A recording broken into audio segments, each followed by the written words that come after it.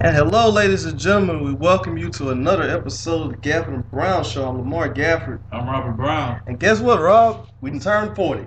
Oh, 40, episode 40. Oh, man. It seemed like It happened so fast. Yes. It was like only yesterday we just had that first show and everything. But today we're basically, sorry for cutting you off, too. No, it's all right. But our first, what we're going to be basically talking about today, we're going to talk about some of the things that are going on in the sports world. But this is going to be the first day that we start off our NFL preview, and we're actually going to start off with the AFC North and the NFC West. We got a guest today on the show. His name is T. Mitchell Northam, Primetime Mitch. The guy's a Steelers fan, but he's definitely going to bring it.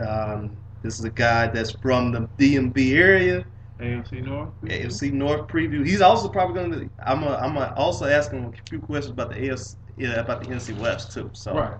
You know, we'll get the good chances. We'll get his insight about that right after we get ours.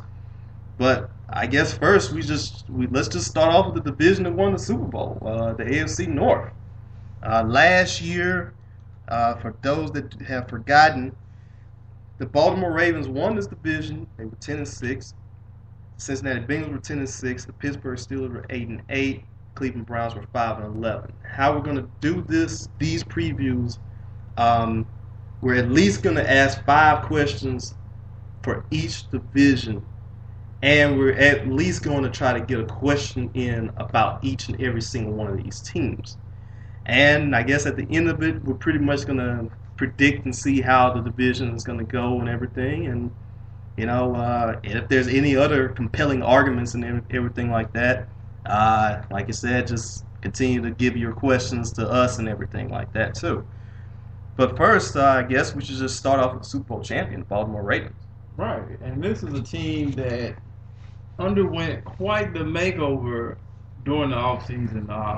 We all know of the leader of the team, Ray Lewis, retiring. Also, we saw the departure of Anquan Bolden. We saw the departure of Ed Reed. Just a lot of changes made on this Baltimore team, especially defensively. Now, my question to you is, do you think despite these significant changes that Baltimore can have a successful season? Because we know repeating this is hard, very hard. We haven't seen a team repeat since the Patriots. Right. So, I ask you, do you think there's still playoff contenders with these changes made? I think they will be very close into doing that, but I think they're more likely going to be on the outside looking in.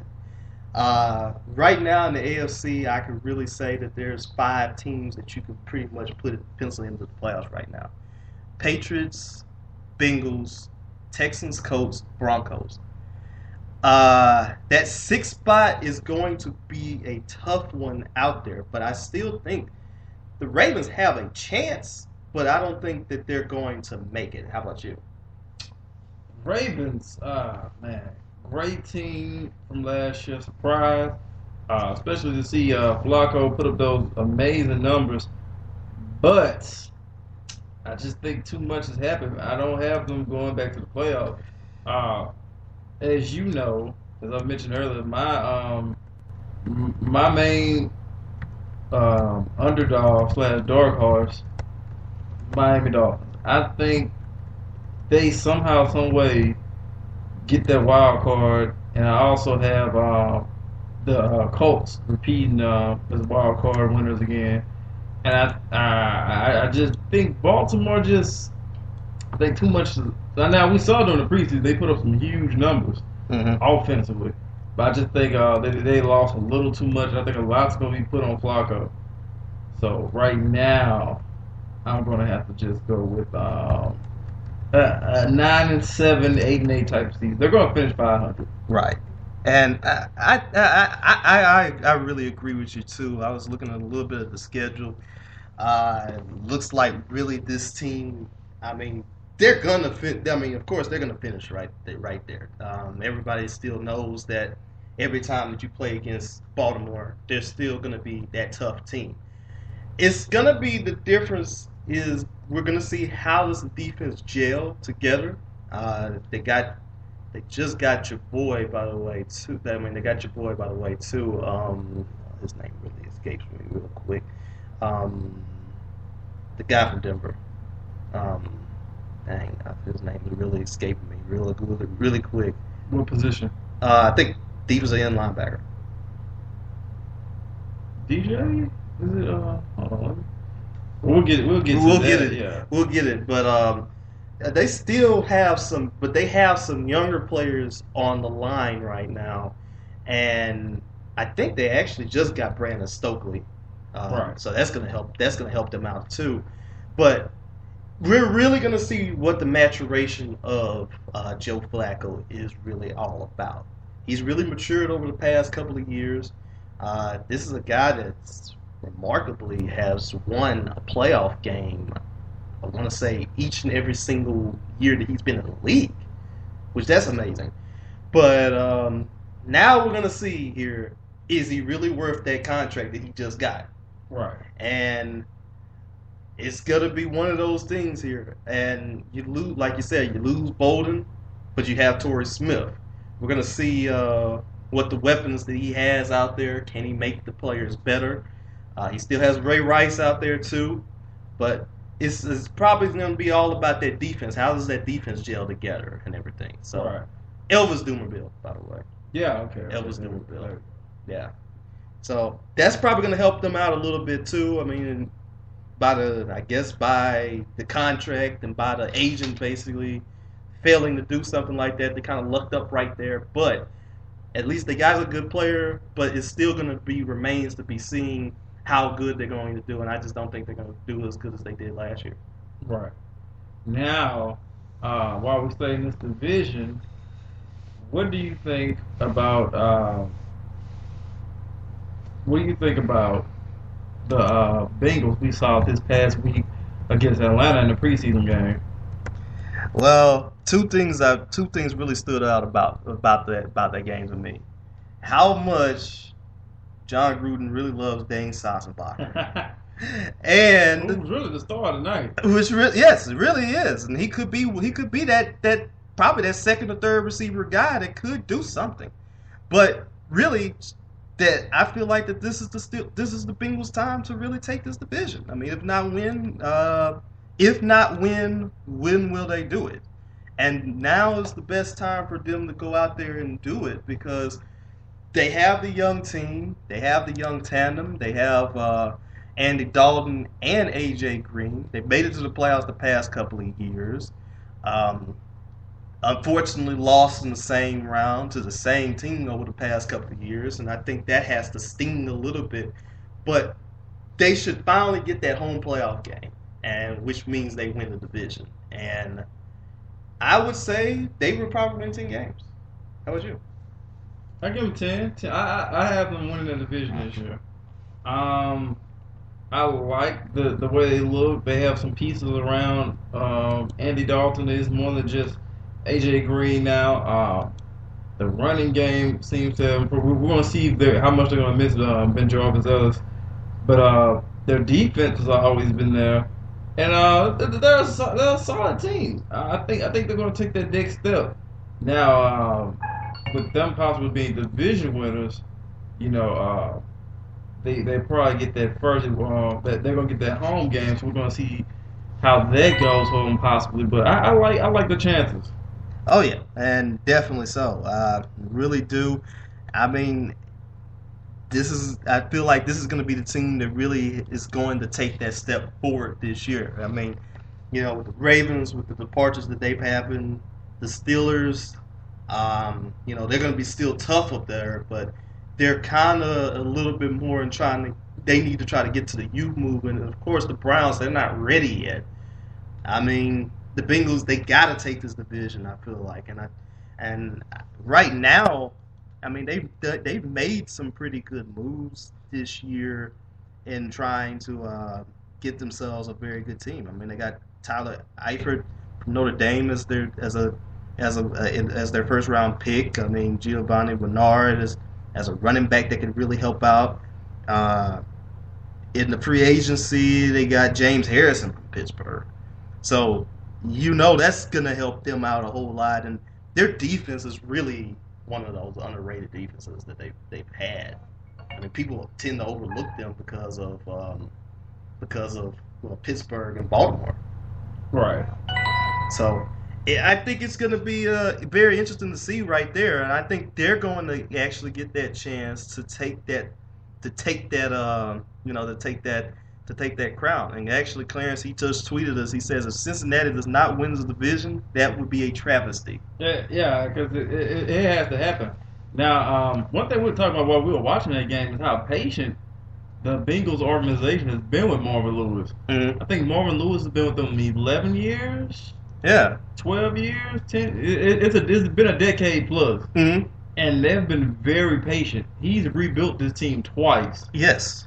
And for that organization to be that patient with him, it speaks volumes not only on their relationship, but also the trust they have in him.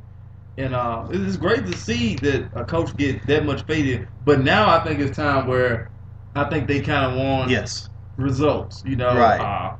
A lot of people mention how if Carson Palmer never would have got injured that year, mm-hmm. I think it was 06, that the Bengals could have gone to the Super Bowl. I mean, who knows? Maybe right. not. But I say since that game, since last year too, they really have been up and down. Like the Bengals have been very inconsistent as a franchise, but with these new pieces they have, the new leadership with Dalton, they should be able to win the division this year, right. and just have that snowball or something. But it has to happen now. It really does. And I mean, looking at his record, I'm glad that they've given him the chances and everything. 79-84, still has not 79-80-1 during the regular season. 0-4 during the postseason. The Bengals have not won a postseason game since 1990, I think. So it's been a good while since they've won one. And right now it's just that time. I mean, they have to do it. And like you said, they get a home playoff game. Who knows what could happen? They get the right matchup. Maybe they could get to the division round. Maybe they take down one of the top teams in there, and you never know. They might make it to the AFC Championship game or something like that. But I think at least you got to start off with square one. You got to just focus on winning that playoff game first. Right. You got to do that. Now the next team that's on their list that we're really going to get the chance to talk about, Pittsburgh Steelers. Now, of course, they lose Mike Wallace. They're trying to develop themselves a new receiver and everything. How do you see this team going to do?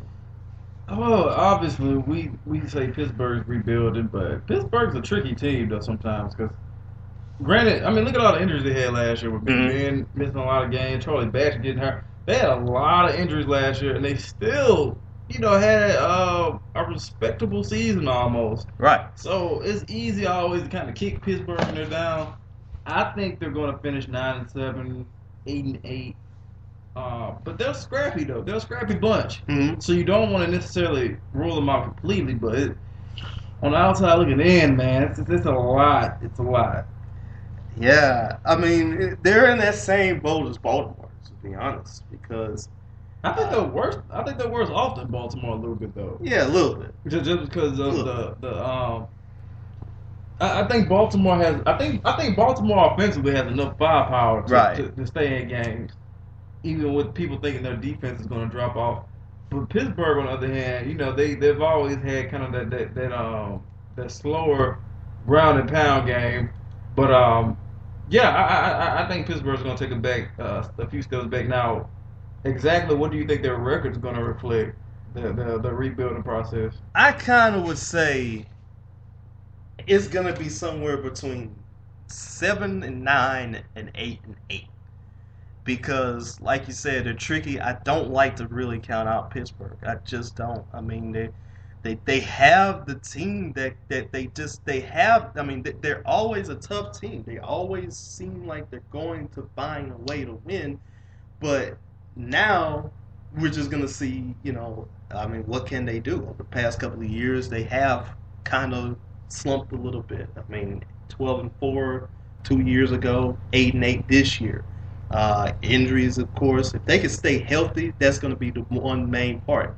And we've always said too, Big Ben especially, because last season they had a chance to make it to the playoffs had he not gotten hurt, and I think he got hurt for 3 games last year, and he lost all 3. So, he stays healthy, they have a good shot. Right. If he does not stay healthy, then we're going to have some problems. And that's pretty much going to be it right there. By the looks of it here, as far as their free agents acquired, they weren't that active, kind of as always. I mean, they got Bruce Gronkowski, Leroy Stevens-Howling, Brian Moorman as the punter. But they lost a lot of interesting free agents too. Like we said, Mike Wallace, Rashard Mendenhall's gone. We're gonna get the chance to see something here. Plaxico Burress, they signed him, but he's hurt because of a torn rotator cuff, and yeah, that's heartbreaking. It really is, and they're really trying to find that third receiver, or at least that replacement of Mike Wallace. And I mean, we're gonna see what do they have. Emmanuel Sanders, this is your time, but can somebody else step up? They still have Antonio Brown, don't they? Yes, they do. Yeah, I think he's going to be the new number 1. So at least they're going to try to have to at least find that third guy, and somebody please step up, at least something like that. How about the defense, though? The defense has always been their calling card.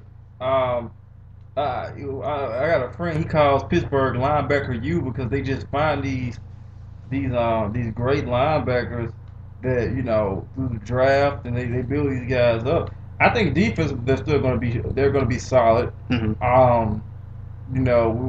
We saw them. I remember a lot of people said they got exposed the year they played Green Bay in the Super Bowl, but that was that year Green Bay was pretty much unstoppable against any defense. But I think their defense is going to hold up still. I see them making moves. However, I just think that usually when teams are rebuilding, there's going to be certain struggles, and this isn't a full rebuild. This is a soft rebuild. Now, I also want to bring up something about Mike Tomlin. Do you think his job is safe? Yes, most definitely. Their job is going to be safe. I think his job is going to be safe. If there's one thing about the Pittsburgh Steelers is, and like we were talking about the Bengals, that they're showing the patience with Marvin Lewis. They're all about this. They're all about consistency. Like I want to say, over the past 45 years, they've only had 3 head coaches. Chuck Noll, I think, from 1969 to 1991. Bill Cowher from 92 to 2006, and now you got 92 to 2006, and of course you got Tomlin now. So I think his job is going to be safe. The Rooney family, they really do demonstrate patience, and they demonstrate patience to a T. But I think it's like you said, it's going to be a soft rebuild for them, and they're going to get that chance to. They're going to try to, get it all back. I mean, try to get it all back. And also, Clarence says this too. Yeah, Rob, he'll be fine. The Rooneys won't change coaches anytime soon. Yeah, they pretty consistent with coaches. But I just asked because you think he inherited a really good deal, though. Mm-hmm. And so now it's like, let's see if you can put your own team together and kind of, carry the load. But I think he's safe for now. Yeah, I think so too. I mean, the other thing we I guess we could just remember here too is like, I remember Cowher having a couple of bad years in a row. I want to say maybe 98, 2000, something like that, where the Steelers, they were kind of like around a 10-loss team and stuff, and many people were wondering, was Cowher going to be gone and everything, and yet they still kept him. They still kept his job, and I think they're going to probably go ahead and do the same thing with. They're going to do the same thing with Tomlin and everything. So I think he'll be safe. He'll be safe. He'll be pretty safe. So which brings us last but not least here. It also brings us to the Cleveland Browns. A lot of people forget about them. They went 5-11 last season, In a lot of games, though. but were in a lot of games, like you said too. Here's the main question with the Cleveland Browns. Do you see them possibly taking a step forward and still being the same way in a lot of games? Look, they're gonna step forward. I can see 7-9. I can give them 2 more wins. I think they're gonna show a lot of improvement. We all know Trent Richardson is their basically their workhorse. He's the future. Am I sold on Whedon yet? Not really. I mean, he's 30 now. I mean, he's 30, 31 now. Close to it, yeah. yes. So, I mean, he's got so many years to prove that he was worth, being taken that high. But, I think it's a step in the right direction as far as the team moving. And they look like they have a Super Bowl replacement in Joshua Cribbs from the preseason game the other night. Mm-hmm. So we'll see how that goes. But I think they're going to do well. I think they're going to do. They argue. A lot of people like to make the argument that they have the best corner in football. Right. So we'll see. And I would say about 6 wins or 7 wins for the 6 wins. I think I'll lean more towards 6 for them. This is a young team that's really going to be. This is a young team that's learning how to win. But the toughest thing is they're in a tough division. But like you said, they were in close. They were in some games last year. I remember them playing against the Cowboys. They really took us to overtime. So, I mean, this is a team that if you take them lightly, they're really going to hit you in the mouth pretty much, and they're going to show you something. So, I think though they got a good team. But I think they're going to have to get another quarterback sooner or later, and they're just going to have to find one in the draft. And the good thing is, next year's draft is going to have a lot of good quarterbacks for them to possibly try to go out there and get. Bridgewater of Louisville, Manziel, Texas A&M, Taj Boyd, Clemson. Mettenberger, he's probably coming out, ain't he? I don't know if he's coming out. Aaron Murray, though, Georgia. Yeah, Aaron Murray's going to be a top guy. Though. And then you also got Bama with A.J. McCarron. So even though their quarterbacks usually aren't that, right, highly talented. Yeah, he's going to be, he's definitely going to be somebody, teams are going to look at just because, he's probably going to be in the next title game. Right. So, I mean, I would just think that, they're going to go after one of these. I think next season they're going to go after one of these quarterbacks because I don't really think Whedon's the answer.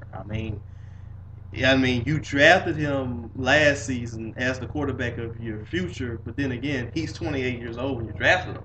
Kind of an oxymoron.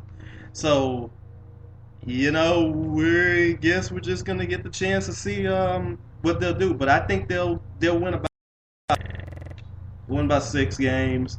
They're going to still be tough. They're still going to be a team that's going to be right there in it. And, yeah, that's pretty much going to be it right there.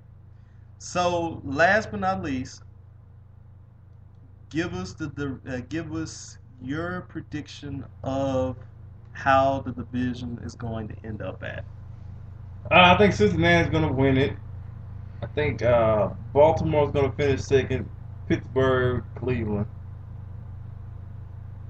Yeah, I think same thing. Cincinnati's time to win it.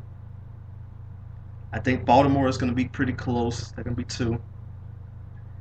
I got to put Baltimore a hair above Pittsburgh, but I think when these 2 teams play against each other, I think they're going to split the series. Right, yeah. And I think they play against each other on Thanksgiving Day, which that's ought to be a good matchup. That ought to be a great matchup. And unfortunately, the Cleveland Browns are going to be 4, but they're going to close that gap between 3 and 4, 2 and 4. So I think that's pretty much going to be how that division is going to be handled right there and everything. And yeah, that's pretty much going to be it.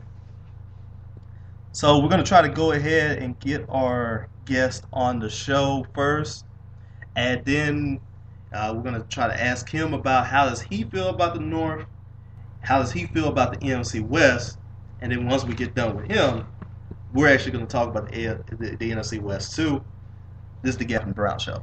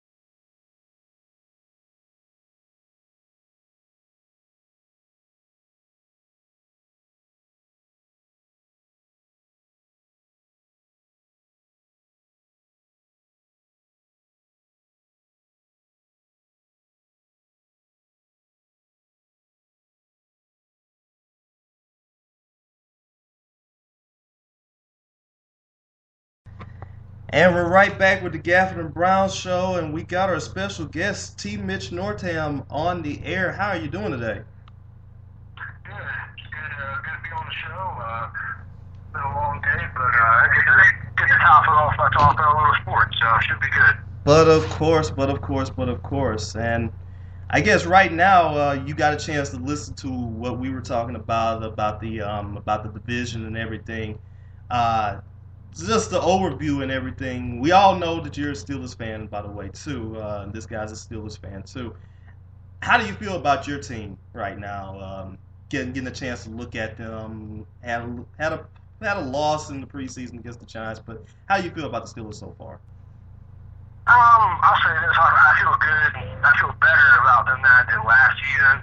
Last season was just pretty miserable, really. I mean, they just had some bad losses there, some teams they shouldn't have lost to, the Titans, a couple teams like that.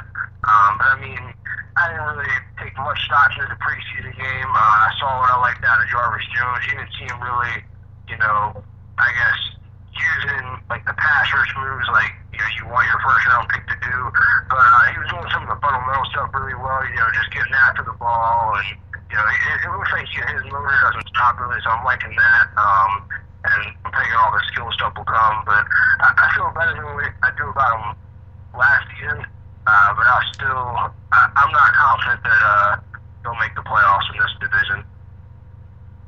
Right. Now, here's another question for you, too. How does it feel to be a Steelers fan in the DMV? It's tough sometimes, man. But there are a lot of us around here. Because, I mean, the Ravens weren't here until 1996, and the Colts left in 83. So from 83 to 96, the Steelers are still relatively good in the 80s. They had Chuck Noll still, Jack Lambert, those guys. They were still busting people up. And then the Redskins started coming up in the 80s. So really this area got populated with Redskins fans and Steelers fans.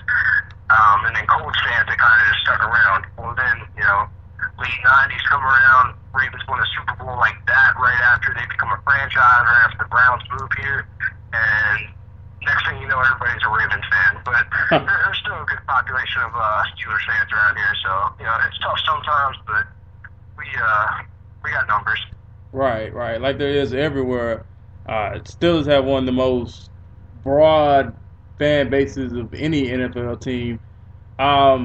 I wanted to ask you, how do you feel about just the team coming into the season? Do you feel confident that I call it a soft rebuild? It's not a full launch rebuilding like some people think, but are you confident in this team's chances compared to last year? Oh yeah, definitely. I think we're definitely in better shape than last year. I mean, I'm really happy that we got rid of Rashard Mendenhall. I don't think he really brought anything to the team anymore. So in terms of rebuilding, we're trying to rebuild the offense a little bit. Mike Wallace isn't around anymore. I would have kind of liked to kept him, but he wanted that coin. He wanted to get paid. So he went and got paid. I can't really hate him for that. So I mean, we still have some work to do. But I definitely feel better about them this year than I do last year. Now, let's go to the broad part of the division and everything. And as we were talking about, the Ravens won the Super Bowl. Well, the Ravens won the Super Bowl last year. They won the division last year as well. And you had the Bengals pretty much. They were in second place. Looks like they're almost getting ready to get that time. I mean, do you agree with us? Do you think this is the Bengals' year for them to possibly try to go out there and take this division by the horns, or you think they just have one more year? Here's my thing with the Bengals. It seems like this is kind of like a recurring theme. Like, it seems every couple of years or so, we're saying, this is the Bengals year, all this is the Bengals year, and then all of a sudden, the Steelers and the Ravens come out and they're like, hey, like, we're still around. And the Bengals end up, getting another wild card. So while this is the Bengals year, they're kind of like the Atlanta Falcons, like, getting real close, but they just can't do it. But with that said, I think this is definitely, if there's been any other year, this has got to be the year to do it. The Ravens are down, they just won the Super Bowl, but they lost a lot of pieces. And the Steelers, 8-8 last year, probably going to be in that same ballpark this year, 9-7, 8-8, something like that. So I mean, the Bengals, they should go at least 10-6, and they should win this division. If they don't, then I don't know. Marvin Lewis has got to be on the hot seat. Something's got to happen. Oh yeah, definitely. I mean, definitely. All right. As basically as what Rob and I were just saying. I mean, they've showed like a Saints-like patience with this guy, and if they don't do it this year, at least gotta be the thing is they gotta at least win the division or win a playoff game. And if they could do neither, I hate to say it, but Marvin, you gotta go. Oh, definitely. I mean, they definitely have to win a playoff game. I mean, second year in a row they ran up against the Houston Texans and got the L. I mean, they got to do something in the playoffs. I mean, they haven't won a playoff game since, the 80s? Isn't that the stat? 90, I think. 90s. Yeah. Because they went, Carson Palmer broke his leg that one year. Yeah. Against the Steelers. And then they lost against the Jets. So, yeah, I can't remember the Bengals ever winning a playoff game in my lifetime. Right. I mean, it's been a while for these Cincinnati fans, and they've stuck right by him. They've stuck by Marvin Lewis. But I mean, I'm telling you, man, if something doesn't happen this year, Marvin Lewis might have to go. Right. And I guess we're also forgetting about one team here too, the Browns. I mean, how do you think the Browns going to be this year? They're improving. They're getting better. But right now, this year, at the end of the day, they're still going to be the Browns, and they're still going to come in fourth place in the AFC North. But I think they are getting better. I think they're really what they are right now is they're trying to. They're almost like a mirror image, sort of the Minnesota Vikings. And I'm not saying that Trevor Richardson, Adrian Peterson, and Brandon Weeden definitely isn't Christian Ponder. Mm-hmm. I don't think Brandon Weeden's anything. He shouldn't be starting in the NFL, in my opinion. That's just me. I got nothing for the guy, but I think this is going to be a team that's going to be focused around the run game. Trevor Richardson, he should have a good second year. They got a decent offensive line up front. They added a pass rusher on defense. They got one of the best cornerbacks in the game, Joe Hayden. So I mean, the defense is trying to come along. You know, they got Richardson. They got a good running game. You know, they just don't really have a quarterback. They don't have anybody to throw the ball or anybody to catch the ball. Like, they have no passing game. So I don't see them winning more than 6 games. Right. Got another question, Paul? I wanted to ask you about how do you feel about Big Ben? Do you think his health is going to be more improved this year? And do you think his health has always been an issue, but he's been able to tough it out, you know, and pull off, you know, just amazing feats? But do you think it's time Pittsburgh thinks about, you know, the future in a sense coming up this draft, since it's going to be pretty quarterback heavy? I wouldn't mind seeing them take a quarterback if that's what you're asking in this next draft, just because there might be, you know, so much talent in this upcoming draft. I mean, with Manziel and you know, I don't know if it's Bridgewater eligible. I'm not sure. Yes, yeah, he's eligible. I mean, yeah, there's Murray. You know, there's Taj Boyd. There's so much talent coming up in this draft. So like, if the Steelers are in position and the best player available is a quarterback, you know, sure, take him. Yeah, we got Landry Jones this year. Yeah, you saw what he did Saturday night. I mean, he's not going to be the guy succeeding Big Ben. I mean, Ben still got a couple more solid years left, but yeah, his health, it wouldn't be that big of an issue if we had a decent offensive line. But, you know, that's the days of Alan Faneca and those guys are long gone. I mean, we got one of the best centers in the game, and around him, that's about it. Hopefully, DeCastro comes along, Mike Adams, Gilbert, you know, those guys. But, I mean, right now, I mean, they just got to get him a little bit of time up front. I mean, that's always in his game. He's always worked around, I guess, made the most out of not having blocking. That's kind of his game. You know, the pass rush comes in, he breaks a tackle, you know, he back gets off the receiver and, you know, makes a big play. But at the end of the day, he's getting older, and one of those hits might be, you know, something bad. Exactly. And I guess we'll just we'll talk a little bit about the NFC West, like a little bit of an overview. Who do you think is going to win that division? Oh man, that division looks so tough. I was going to give the nod to the Seahawks because they got Percy Harvin, and that team was so good last year. Coming up, Russell Wilson was just a rookie. He's going to be better this year. But with the energy of Percy Harvin, I mean, they're still going to be a solid team. I mean, you know, without pretty much Percy Harvin last year, I mean, they had Percy Harvin last year, without really any, you know, top talented wide receivers last year, I mean, they still went, you know, came to Washington, beat the Redskins, stuff like that. But, you know, they were a tough team last year. They got one of the best defenses in the league. But the 49ers, I mean, they went out, lost the Super Bowl by less than a touchdown, and they went out and re-geared up. I mean, they got some good pieces. They got Anquan Bolden for practically nothing. They went out and they made some good draft picks. They pretty much lost nothing. I mean, the 49ers, they're probably favored to win the Super Bowl this year, I would think. Oh, yeah.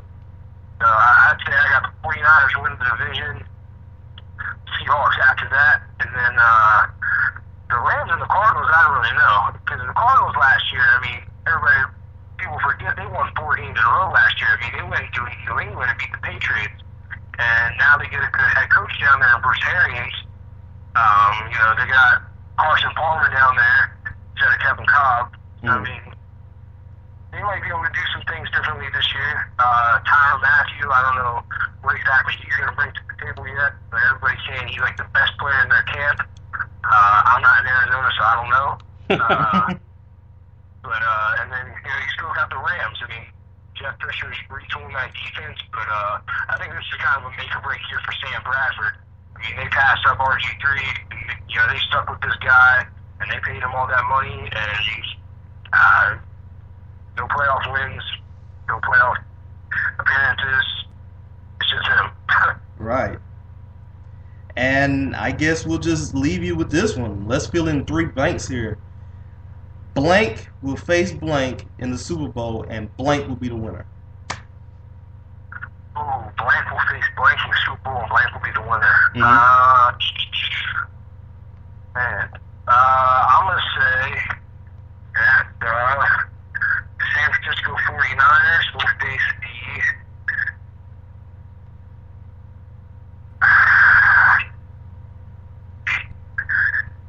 Denver Broncos in the Super Bowl. Oh, yeah. The Denver Broncos will be the winner. Oh, yeah. Oh, yeah. I'm saying oh, yeah, because I'm a Broncos fan, and you are a genius, sir. I'd like to think so, but, you know, last year I picked the Bears to win the Super Bowl. It didn't really work out so good, so I'm hoping it works out for you. Oh, yeah. Yeah. Well, I hope so. I mean, last year was so close. Because I think if we would have beaten Baltimore, which should have happened, we could have handled New England. And I don't know necessarily what would have happened with San Francisco, but, you know, it would have been nice just to go. But, you know, we'll see. I think you guys are, way better this year than last year. You picked up a couple, picked up the running back in the draft, picked up Wes Welker, Right. You guys should be in decent shape. Now, you just got to get that feedback situation straight, because if that was straight, you would beat Baltimore, but that's a whole story. Yeah. Yep. Looks like you've heard it right here. So, once again, like I said, thank you very much for coming on the air. Is there anything else you'd like to add to anything? No, that's it. Thanks for having me on, guys. No problem. Anytime. Definitely. Oh, and also tell everybody where they can catch your writings and your work, and on yourself on Twitter and everything else like that too. What's that? Tell everybody where they can catch you at. Oh, okay, I got you. Yeah, you can follow me on Twitter at Primetime Mitch. All ran together.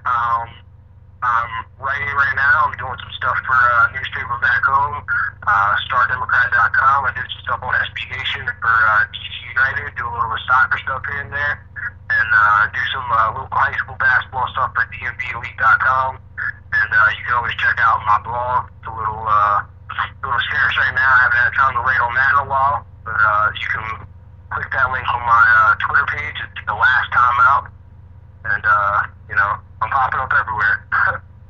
Oh, definitely. And hey, check out his, like you said, check out his blog, because he has some really good stuff on his blog, and he's been putting me on to everything. He's a great writer. Thanks, man. Yeah, you too. All right, no problem. You have a nice day. All right. See you later. You guys have a good one. All right. That was a great interview with T. Mitch Northam. Once again, he brought it. He gave us some very good insight. Made Rob very happy with his prediction. So, Oh, yeah. We got all of that right there. So, we're just going to go ahead and take ourselves another break, and I guess we're going to try to break down the NFC West and pretty much everything else that's going on in the sports world today. It's the Gafford and Brown Show.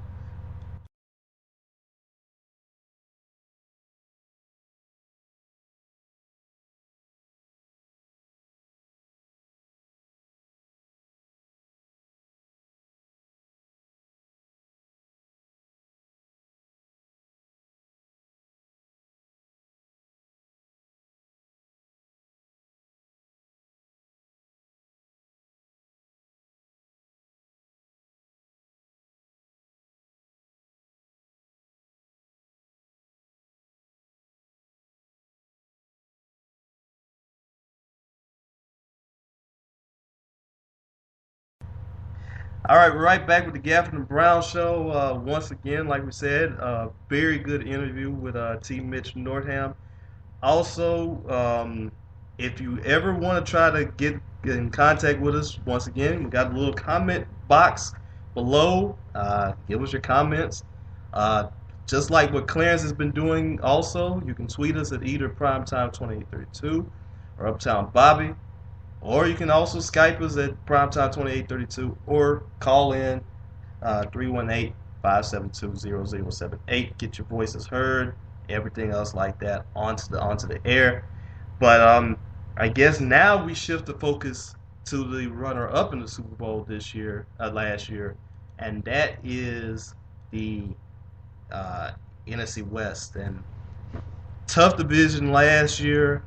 The 49ers and the Seahawks. 49ers won the division by half a game. They were 11-4-1, went all the way to the Super Bowl, lost to the Baltimore Ravens. Then you also got the Seattle Seahawks, which were 11-5, and you also have the Rams 7-8-1. They were in third place, and you have the Cardinals after that 4-0 start, tapered out at the end, were like 5-11. So now I guess we'll just start off things here with the 49ers. Do you see this team? A lot of people are saying that they're going to be the Super Bowl favorites. Do you view them as a Super Bowl favorite? It's easy. It's easy to pick them because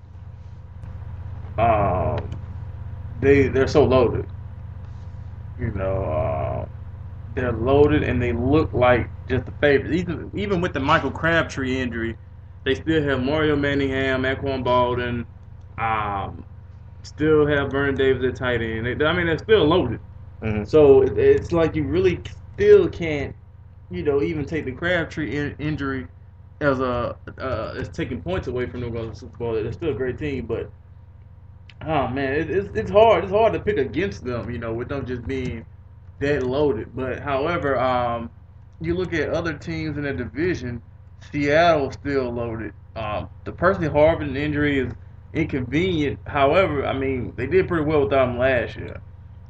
You look at Arizona, they didn't have Carson Palmer. Like Mitch said, it was a team that they started out 4-0 last year, Mm-hmm. The St. Louis Rams, who started out pretty good last year, had some nice wins, and they had a pretty good draft. So that division's loaded. I would take San Francisco as the favorite just right now, but we'll see. Yeah, same here. I think the 49ers still have it. Of course, this is a team that does two things very well in order for you to succeed in the NFL. You run the ball well and they play good defense. Frank Gore is your backfield player. Hey, that's a good thing right there. You have that defense, of course, with Patrick Willis and all of those guys. Aldon Smith, that's a good thing too. And I like the fact that they stuck with Kaepernick, because now he gives you another dimension, which is kind of what Alex Smith didn't have. But he gives you that second dimension.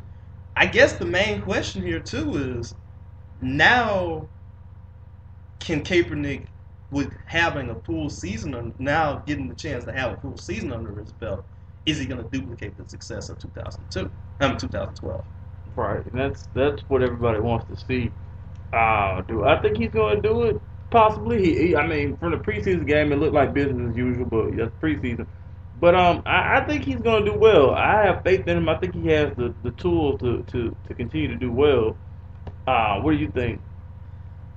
I think so too. I don't think he's a flash in the pan. I don't think he's a flash in the pan. This guy is pretty much everything that you would want in your quarterback. Tall guy that can really throw the ball pretty well. He's mobile, and like we said, I guess it looked like from the 49ers when they started running the little pistol offense that he was used to in Nevada. When they had that, it seemed like it just got him very comfortable, and it got everybody else very comfortable. And then, like you said, it just rolled it all the way to the Super Bowl. So, you got that dimension right there, and of course, Jim Harbaugh has really done a good job as a head coach of this team, and you got to give them props about that. Right.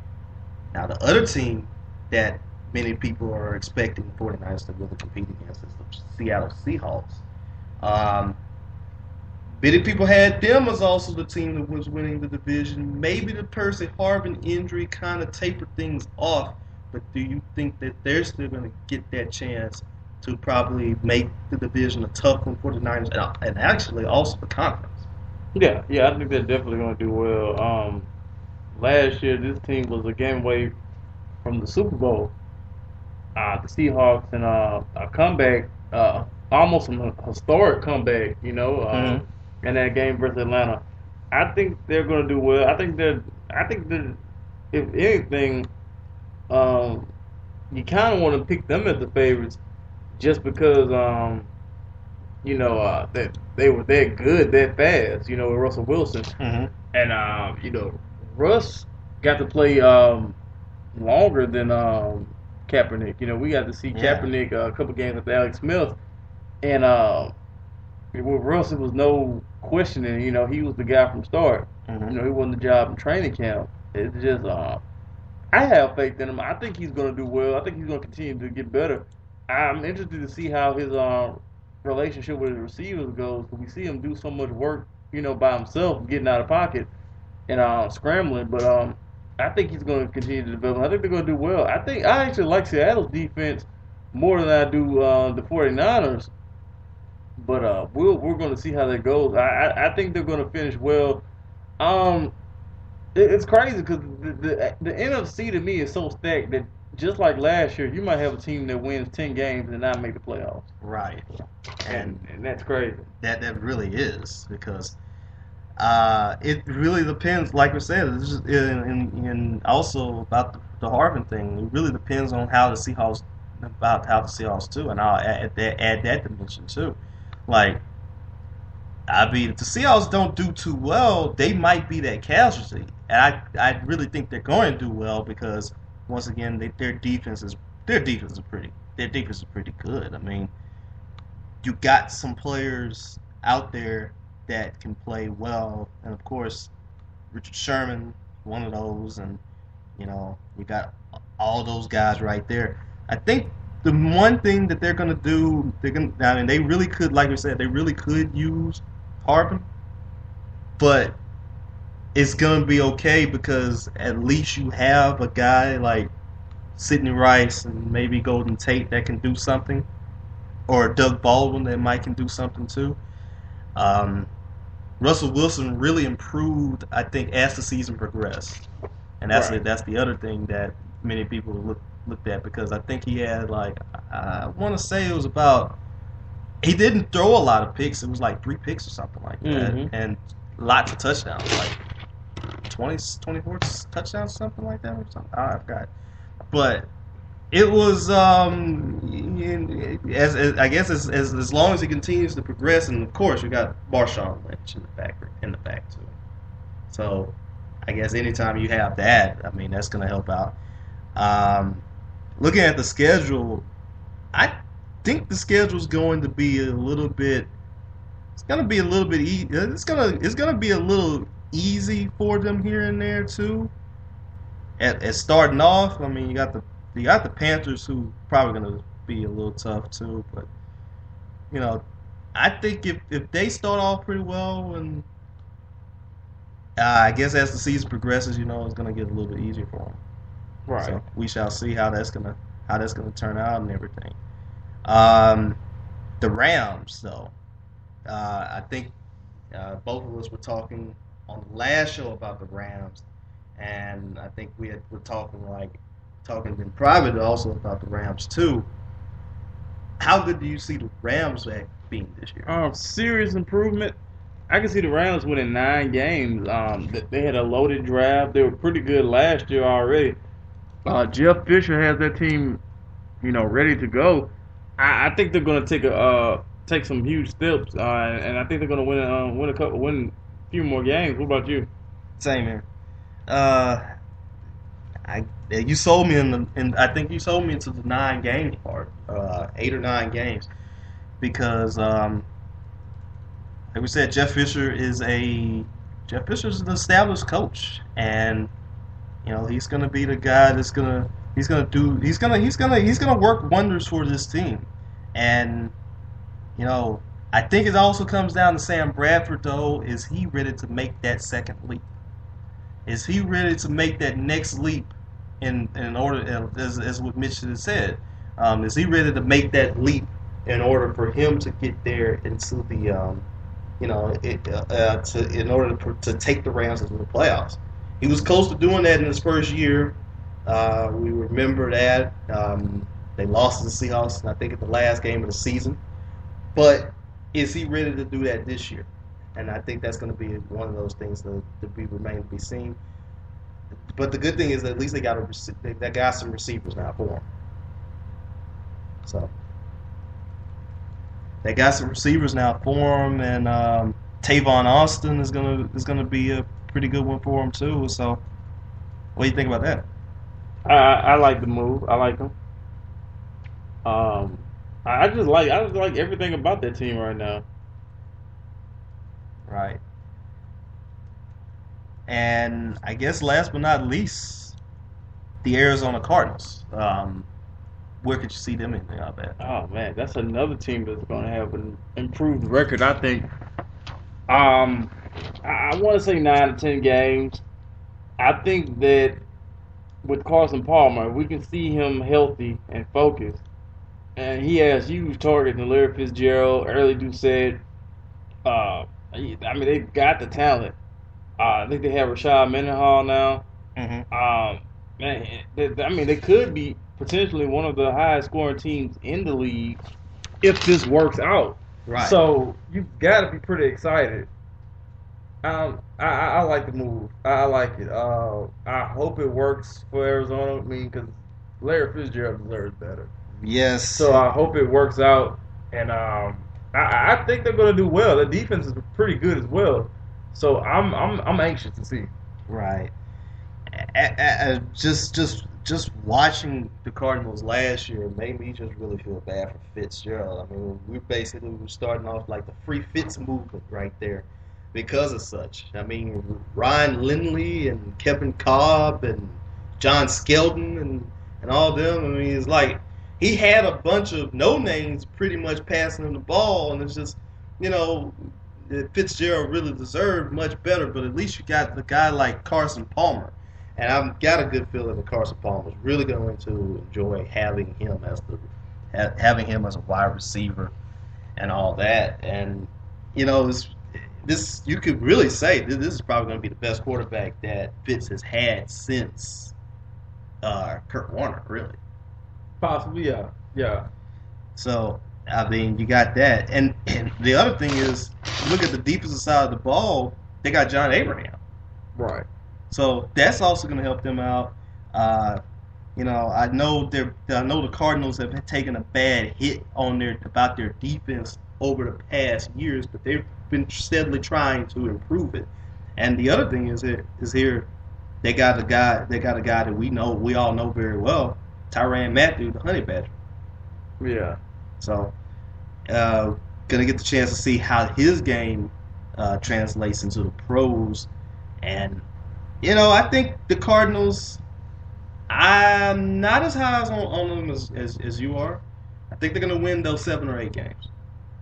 I think they're going to win 7 or 8 games. I think they're going to still try to be in that range right there. If they start off pretty good this season, you never know. Who they open with? At St. Louis. So I guess that's going to be the game that we really want to get a chance to look at tonight to see who's going to make it and who's not going to make it. So at St. Louis, Detroit's going to be their first home game and everything. So I guess last but not least is what's the order of the in this division, you see? Oh man, this is hard. Niners,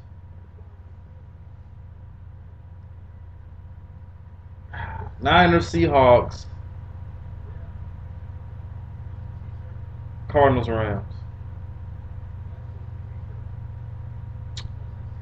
I got Niners, Seahawks. I guess the same as last year. Niners, Seahawks, Rams, Cardinals. bottom half of that division is going to be very improved. They're going to be tightened. It's going to be tightened up a little bit. But I still think the Niners and Seahawks are really going to battle each other, and they're really going to beat each other's brains out, just like how Harbaugh and Pete Carroll did in the college days. Right. So, yeah, I think that's how that's going to be. And, well, I guess we'll just go ahead and pretty much take ourselves another break. And then we're going to talk about the rest of the world in sports today, where A-Rod is back, and of course he hit a home run over the last couple of days. Mariano Rivera blew 2 straight saves, if we're talking about with the Yankees as well. And ESPN actually released its first few East standings and everything else like that too. So we'll be right back in about 30 seconds with the Gafford and Brown Show.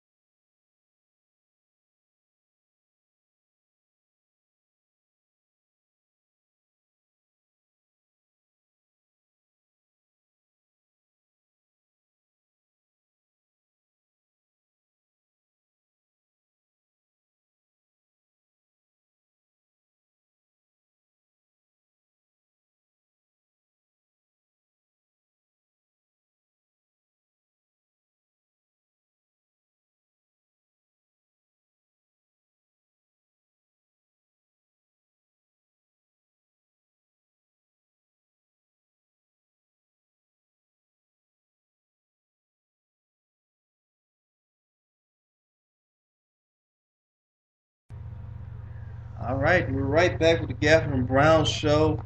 Now we shift the focus from football, and we're going to shift the focus to outside of football. I guess now we'll just pretty much wrap up the show and see what else is going on here. Alex Rodriguez had I guess quite the return back. A lot of boos from Yankees fans, a lot of boos from actually Chicago fans. That's where he was at first. But it turned out that at the end of the day, he gets the last laugh. He gets a home run. Yeah, it's crazy. Now I just wanted to ask you, with all this dark cloud floating over the Yankees, do you still think they have a chance to make the playoffs? Whoo! Right now, I think so, because they're the Yankees.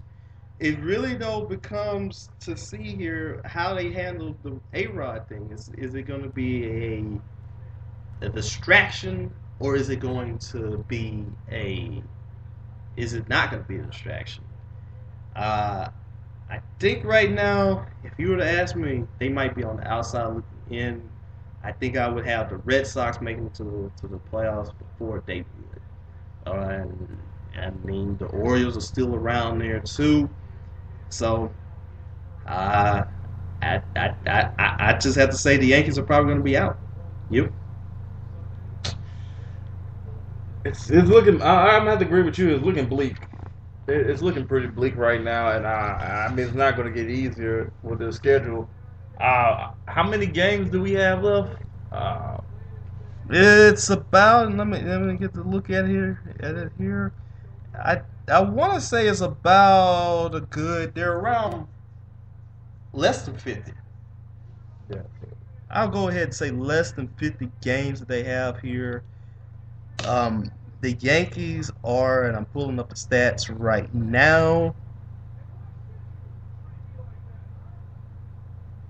And by the way, as we're looking at it too, Yu Darvish flirts with another no-no against the Houston Astros as well. So it seems like that's gonna turn out to be a big one right there. Now let's see here.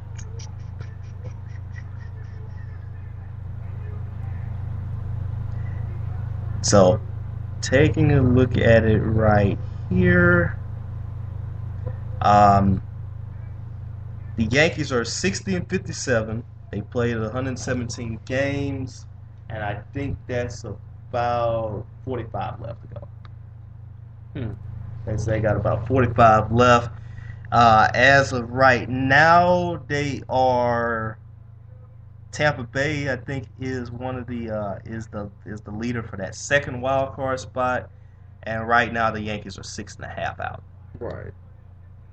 So I don't see them possibly making it right now because I guess there's just too many teams that they got to jump ahead of because, like we said, we got Tampa Bay, who has that last spot. Tampa Bay has that last spot. Then Baltimore is right behind them at a half a game out. Cleveland is 4 games out. Kansas City, and shout out to the Royals, they're 4.5 out. And then it's the Yankees. So I think that's going to be a little bit tough for them to do. And, you know, they've been valiant all this time, but, you know, I just think they're not sorry Yankees fans, and you're not going to make it to the playoffs this year. So let's see. And also here, looking at some more of this status here, Robert Griffin III wants to play in the preseason game, but Mike Shanahan does not want him to play in the preseason. Daniel Snyder doesn't want him to play in the preseason game. He's not going to play in that preseason game. So, yeah, you're not going to see RG3 till week 1. If so. And Kirk Cousins is blowing it up, man. Cousins balling. Why not keep the guy going? Yeah, RG3 is not touching that field, you know, unless he's going out, you know, to cross the line to shake somebody's hand or something. It's not going to happen. I'm content with that decision not letting them play because remember Michael Vick getting hurt in that preseason game? Yes. Yeah, that was pretty much a huge blow to not only the Falcons but the league too. To see one of his biggest stars get hurt after his biggest season, so you don't want that to happen again. No. I'm pretty sure Goodell wouldn't let that happen. He'd be like, hey, you know, what are you guys doing? Let's think about this for a minute there.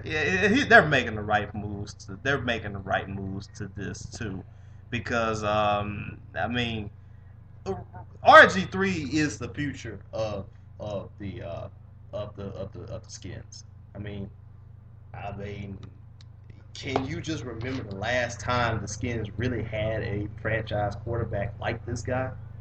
It's been a long time. It's been since Doug Williams, probably. It's probably been, yes. And it's been a good while. And, they're really taking the precautions about it. And I can understand for RG3 for saying that he wants to play. He's saying these things and everything. But you got to think. You got to sit back and you just got to realize, look, I understand. Look, just get my knee rehab, be back in game 1. I'll be ready to play then. But you did also mention here about Kirk Cousins. And with the way that he's been ripping it up out there, would you say he's going to be trade bait? Hell no. You keep the guy because as much as we like RG3, as exciting he is to watch, this guy it's not his first ACL injury. He has knee trouble. He's going to probably be playing a brace probably for the rest of his career. You need that insurance policy, right? Because of that insurance. I think that's why they took him, second round. So, I wouldn't trade him at all. Right. Some more news here that's happening. guess what? The Philadelphia 76ers finally have a coach. Yeah, he's a Spurs guy, isn't he? Mm-hmm. And that's great to have, considering that the Spurs are one of the most well-coached teams and or just one of the best staffs in the league. So that's definitely the type of pedigree you'll want to pick from. How do you feel about the hire? I think it's a pretty decent hire. My question was, though, did the 76ers kind of settle on this after having everybody saying no to them? Because I know they wanted to try to get a couple of other guys out there, and turned out it's not, and then, Well, who else was available? Shoot, I forgot who all they had there, because they went through the draft in trying to get somebody. They went through free agency and trying to get somebody. And I guess with this, you never know how he's going to turn out. Like you said, you got the good pedigree and everything with him being with the Spurs. Can he make the adjustment of having one of the most veteran organizations in the league to probably one of the youngest teams in the league out there? That's going to remain to be seen. So it just really depends on how his attitude is from day one. Because I don't see the Sixers winning that many games this year. I don't. I think they're probably going to win somewhere between 20 and 25, honestly. So we'll see what's going to happen about that. Now, you just mentioned to me that you showed me the predictions for the East in the NBA. Yes. Yeah, and ESPN.com actually has on its forecasting the different teams here, who's gonna finish where and everything. And I guess we'll just run it down here. They have the Heat 1, which I think we both can agree on. The Bulls at 2, the Pacers at 3, the Nets at 4. Those three teams are within 2 games of each other. So I guess they kind of say that, they pretty much can finish anywhere here. They have the Knicks as a solid 5. They actually have the Atlanta Hawks at 6, the Wizards at 7, and the Cleveland Cavaliers at 8. I have a huge issue with that. I don't think the Cavs pass. I definitely don't put the Cavs above Toronto nor Detroit. Mm-hmm. Now, where did the Cavs finish last year? Cavs were 24 and 58. And that put them where? That was, let me take a look here. They were better than the Magic. They were better than the Bobcats. 13th in that division. Right, and you expect them, just with the addition of Andrew Bynum, a guy who might not even play a full season. Granted, they're going to have Varejao back, but I just can't see them making that leap to 8th seed. Mm-hmm. I think Toronto's better. They have a great coach. They have Rudy Gay, who's going to play his first full season in Toronto. They just have a younger, I think, more supportive cast around him. Mm-hmm. Also, we look at Detroit on paper. Detroit, I mean, I don't know how the hell it's going to look, but they have the most talent on the floor. Right. At the bottom of the Eastern Conference. When you got Josh Smith, Drummond, Monroe, Brandon Jennings on the court at the same time, a lot of people are saying, well, who's gonna have the ball? But hell, that much talent, some points are gonna get scored. So I definitely like their chances of making the playoffs as an 8 seed better than I like Cleveland's. I think they're having a little starstruck moment with Kyrie, but right. I don't know. And I really cannot wait until we get down to October, because I'm very sure we're gonna have this discussion again. But I mean, would I say that the Cavaliers are going to make the playoffs? No, I think they'll probably be close, maybe 9 or 10, somewhere like that. Maybe even 11, but they'll be close. But as putting them as 8, I guess people really just want to see Kyrie in the playoffs, like you said. Right. And they kind of also want that Heat Cavs playoff series. It's not gonna which is just not going to happen. It sounds cute, but I just can't see them making that jump that big, that fast right now. Especially with that there's so many holes on that team. They have a lot of forwards, but not many really good guards on that team to help score a point. I think they're going to make an improvement upon last year, especially if Bynum can contribute. But I just don't see them making that leap to the playoffs right now. Not over those two teams. Not over Detroit and Toronto. Right. I think Toronto's going to surprise a lot of people next year. I think Detroit's going to be a team that a lot of people have on their radar. Right. Let me at least play devil's advocate here for a second, though. And let's just say, what if the Cavaliers do make that 8th seed?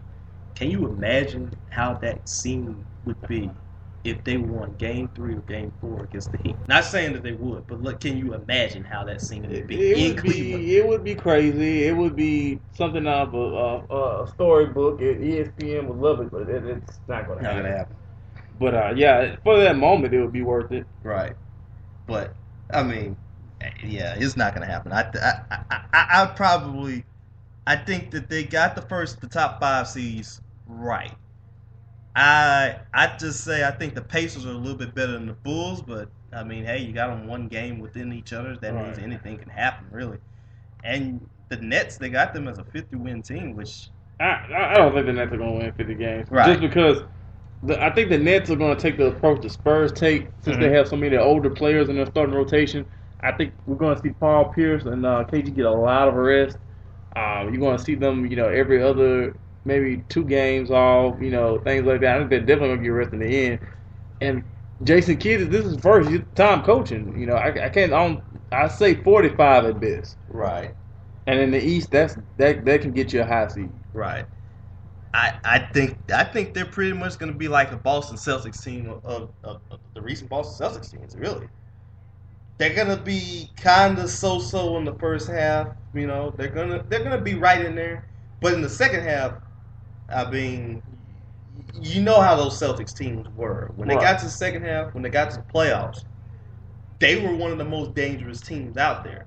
It didn't matter where the Celtics were, if they were 5th, they were 6th, they were 4th, they were 3rd. I mean, remember, I think, what year was that? 2012, where they took Miami to a 7th game? Right, yeah. Where they was like this close to possibly going out there and taking that series. Really, taking the series. And, I think they're going to still be that same team, though. So, I would agree with the top 5. Here's the other question, though. 40 wins giving you the 6th seed? That's kind of low, I think. Yeah, but I mean that's the East for you. But I don't agree with that as well, neither. So I really cannot wait until I see the West and everything, and I think the West is going to come out tomorrow. And then I see right here they got Rookie of the Year and MVP and Best and Worst Newcomers and everything. So I'm pretty sure as those come out, we'll pretty much continue to talk about that. Let me see some more here that's going on here. Ryan Longwell retired. Mike Trout says players should be out of the game if caught using PEDs. LeBron James says he's not running for NBPA president. I saw a report. I also saw another report saying that was just a rumor. Sources LeBron won't run for NBPA president, so. Yeah, I hate things like that because you never know. Right. It looks like Chip Kelly is also trying to get one of his old receivers, and they trade with Houston, Jeff Mayo, and Tiger Woods. Unfortunately, did not win the major championship that was happening. I know a lot of people are asking, is he done? I guess the question is he done?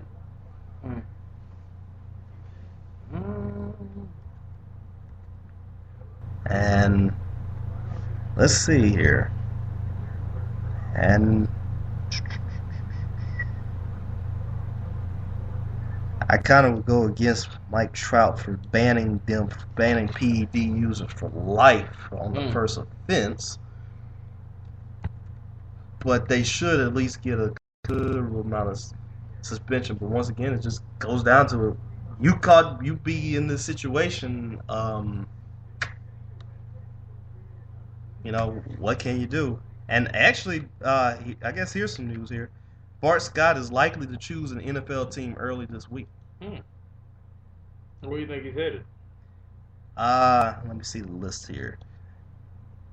It's got to be a team, I feel like, that's going to be a 3-4 team. So, veterans on the back nine of their playing careers are starting to find their NFL homes. This is from the NFL.com. We'll see where is he going. He's 33 years old. He still can play well, I think. He still has the intensity as well. Where do you think he's going to go? I don't know. I wouldn't be surprised if man,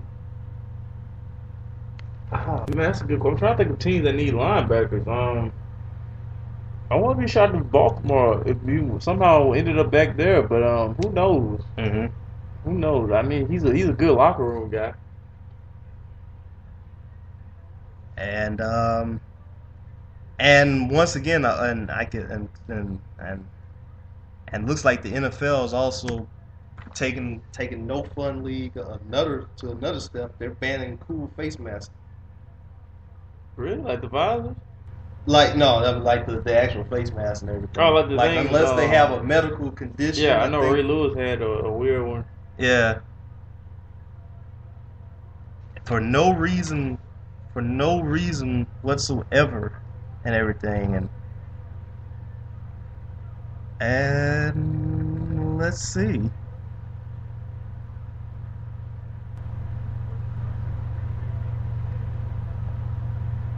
So I guess that's pretty much going to be it for our show today. SummerSlam is coming up sooner or later, right? Yeah, this Sunday actually, which is kind of a big deal right now with this Cena and Daniel Bryan feud. Yeah, we were listening to that a little bit. Who do you think's gonna win that one? Probably Cena. They probably do the old screw job tactic on Bryan.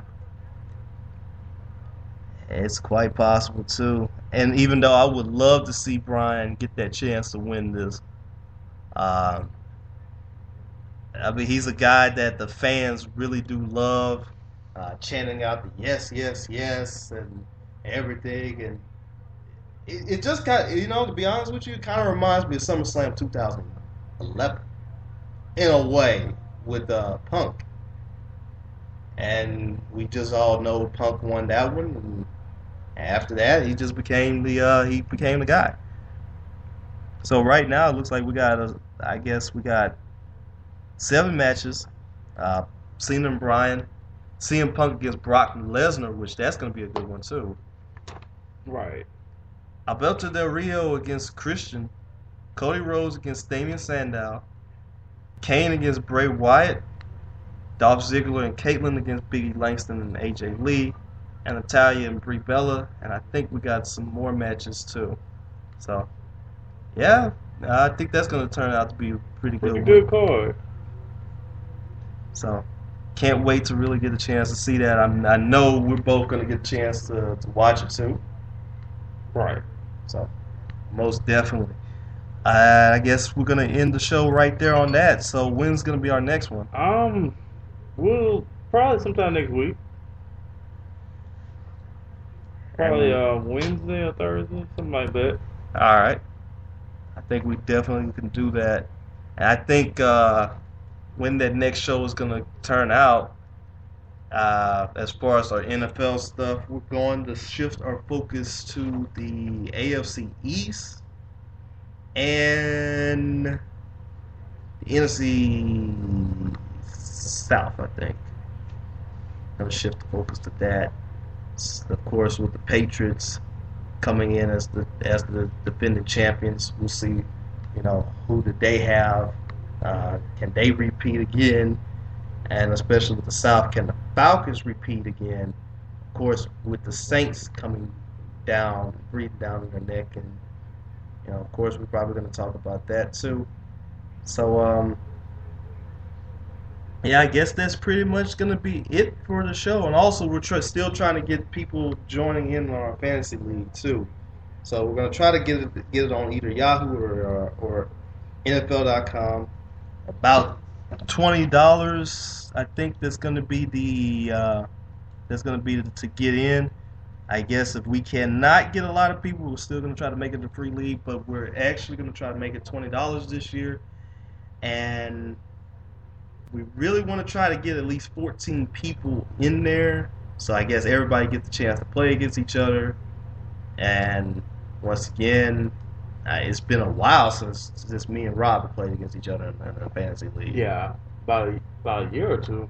Yeah, and I think it's been wars pretty much. I still cannot forget one year where I lost to you in the open game. And I think I won every single game after that. And then face against you in the playoffs, and you beat me. So I have a good feeling that's probably it's going to be the same thing. But we're still going to try to at least draft before the season begins. Of course, I would probably say around that last preseason game, maybe on Labor Day or something like that. So. Still continues to depend on the interest of engaging in. Right. So, is there anything else you'd like to add? That's about it. Also, it's going to be a good card, a UFC card this Saturday with Shogun versus Chael Sonnen, and I think Oscar Overeem versus Travis Brown. It's going to be a pretty good card. Mm-hmm. So that's going to be pretty exciting. Also, that's going to debut on Fox 1. Oh, yes. And I'm very sure we're probably going to ask about that when we get the chance to see the debut. Are you ready to see, how is it going to stack up to I'm excited. Now, this is my thing, though. Is Fox 1 going to be just a regular sports? Is it basically going to be Fox Sports Net changing to Fox Sports 1? I think Fox Sports Net is still going to be the same thing. But I think it's going to be like how Fox Sports Net used to be, So is it going to be? So the Fox Sports Net still going to exist? Yes, Fox Sports Net still exists. So okay, I was just wondering. So Fox Sports 1 is going to be a cable sports network similar to ESPN, kind of. Mm-hmm. Oh, that's different. Well, sounds exciting. It looks like they've already started to make some of those moves because. They got Erin Andrews. Yeah, Mike Hill. Carissa Thompson. She's there too. And I think Regis is going to have a show on there. And man, it's just going to be so exciting to see about that. We had the NBC Sports Network, which I thought was going to do well. That kind of flopped a little bit. And CBS Sports Network is, it's not cable or anything else like that. You actually have to have a dish. But we'll get the chance to see how this is going to be, and I have high hopes for this. Right. So that ends our show today, and I'm Lamar Gafford. I'm Robert Brown. And that's pretty much saying that's going to be it. And y'all have a nice day.